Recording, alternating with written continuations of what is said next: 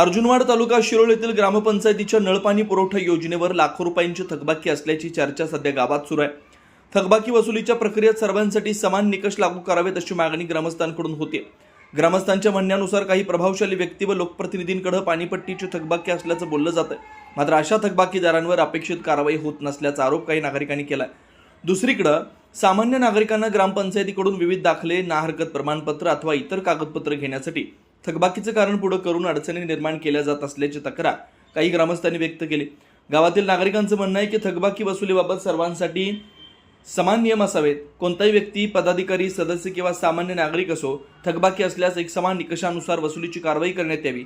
तसेच नळपाणी योजनेची एकूण थकबाकी, वसुलीची स्थिती आणि यासाठी राबवण्यात येणाऱ्या उपाययोजनांची माहिती ग्रामपंचायतीनं जाहीर करावी अशी मागणी होते.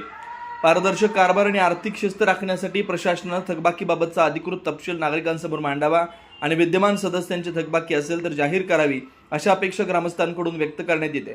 दरम्यान या आरोपांबाबत ग्रामपंचायत प्रशासनाची अधिकृत भूमिका अद्याप समोर आलेली नसून प्रशासनानं याबाबत खुलासा करावा अशी मागणी ग्रामस्थांकडून करण्यात येते.